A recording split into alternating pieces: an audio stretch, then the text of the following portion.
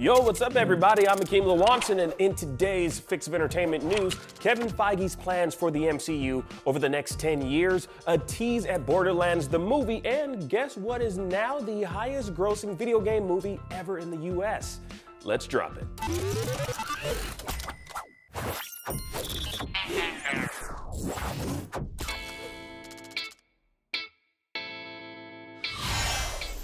Kevin Feige and Marvel are set to begin working on the next phases of the MCU. Now, Feige revealed the news during Disney's CinemaCon 2022 presentation, stating that he and Marvel leadership are headed to their first retreat in 3 years to begin plotting out the next decade of the MCU.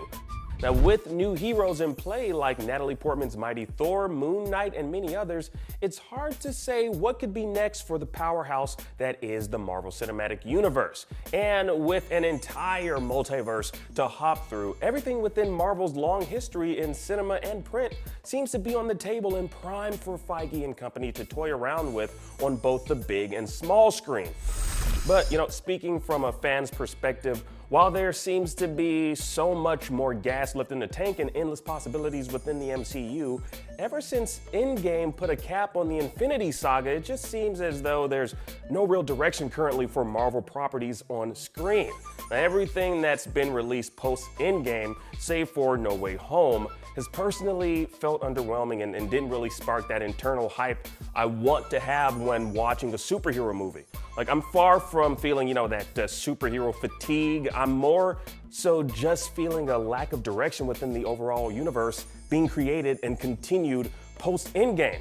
But that's okay. We got some good storytelling during the 20-something films the Infinity Saga consisted of, and now we're in a somewhat nebulous epilogue with the remaining Avengers. But with Kevin Feige and the rest of the higher-ups at Marvel set to start laying out the foundation for the next decade, hopefully, we'll see a return to form and direction within the MCU.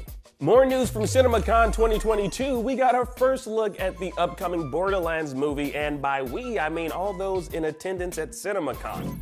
Now, according to those in attendance, the footage of the colorful Eli Roth-directed film kicks off with Cate Blanchett's character kicking ass in a vibrant cityscape, Kevin Hart's character making a brief appearance, and ending with Jack Black's claptrap getting unexpectedly shot.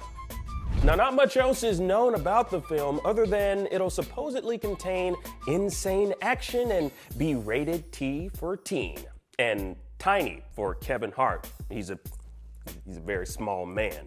I made that last part up. I mean, he is actually small, but the movie isn't rated T for teen. It's a movie, so it's not gonna be rated T for teen. Come on now. It's based on a game, but it's a movie. Anyways, no release date just yet, but it's reportedly due to release sometime this year. So get excited. And finally, Sonic did it, y'all. Sonic the Hedgehog 2 has become the highest grossing video game movie ever in the US. Now, pointed out by the Blue Blur's voice actor Ben Schwartz, the sequel ran laps around the first film, which was actually the previous record holder, believe it or not. Yeah, sitting at $147 million, Sonic 2 outperformed the first movie by just $1 million and counting. Shout out to the little guy, and we'll see if Mario and friends butt stomp the record when his movie lands next year. And that was your entertainment fix for today. I'm Akeem Lawanson. Thank you for watching, y'all. And now that you're all caught up on today's news, please check out the latest Multiverse of Madness teaser. Doctor Strange is doing some weird stuff because he's strange. It's his last name. Download the IGN app on all your devices, and for everything else, stick with IGN.